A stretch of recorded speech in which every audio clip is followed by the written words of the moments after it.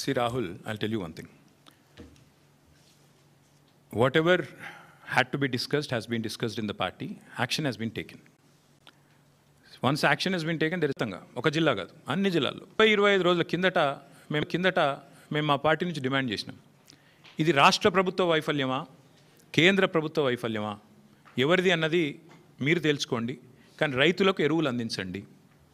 మీరు అందిస్తే తప్పకుండా మీకు మద్దతు ఇచ్చే అంశం పరిశీలిస్తామని చెప్పాం. C we have nothing against the two candidates. ఇద్దరు మంచోళ్ళే కావచ్చు.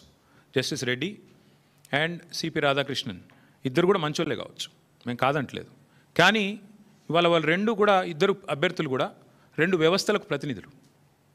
అటు ఎన్డీఏ ఇటు ఇండియా, ఈ రెండు కూటమిలకి వారు ప్రతినిధులు. వారు వ్యక్తులుగా కాదు నించున్నది, ఇండిపెండెంట్గా నించోలేదు. ఒకరు కాంగ్రెస్ తరపున, ఒకరు బీజేపీ తరపున నించున్నారు. ఇటు కాంగ్రెసు అటు బీజేపీ ఇద్దరూ కూడా ఈ రాష్ట్ర రైతులను వేధిస్తున్నారు, సతాయిస్తున్నారు, చావగొడుతున్నారు. వాళ్ళు ముష్టి యుద్ధాలకు తిరిగే ఒక అరాచక పరిస్థితి తెచ్చిపెట్టినారు.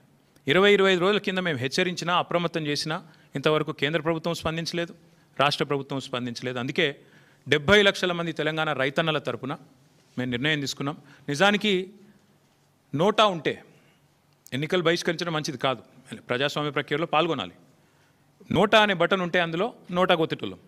కానీ నోటా లేదు, అటో ఇటో ఏదో రెండిట్లో ఏదో ఒకటి చేయాల్సిన పరిస్థితి ఉంది. అందుకే ఈ ఎన్నికలు మేము we're abstaining, we're not going to participate as a party. నిన్నగాక మొన్న 2 రోజుల కిందట మా రాజ్యసభ ఫ్లోర్ లీడర్ సురేష్ రెడ్డి గారిని, అదేవిధంగా అందుబాటులో ఉన్న రాజ్యసభ సభ్యుల్ని పెద్దలు కేసీఆర్ గారు లంచ్కి పిలిచారు. మీటింగ్ కూడా అయింది, చర్చ కూడా జరిగింది ఏం చేద్దామని. చర్చించిన తర్వాతనే, అందుబాటులో ఉన్న ముఖ్యులతో కూడా చర్చించిన తర్వాతనే నిర్ణయం తీసుకున్నారు. ఈ ఎలక్షన్లో మేము ఎవరికి కూడా సబార్డినేట్ కాదు, ఎన్డీఏ సబార్డినేట్ కాదు, మేము ఇండియా సబార్డినేట్ కాదు, మేము తెలంగాణ ప్రజలకు సబార్డినేట్ అంతే.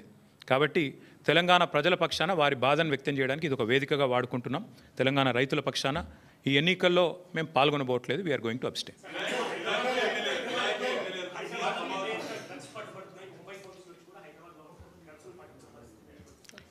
తెల్లారు లేస్తే బిల్డప్లు, ఒకటి ఈగల్ అని, ఇంకోటి హైడ్రా అని, నేను 18 గంటలు పనిచేస్తా అని, నేనే హోంమంత్రిత్వ శాఖ కావాలని నా దగ్గర పెట్టుకున్నా అని. కానీ చేసే పని ఏంది?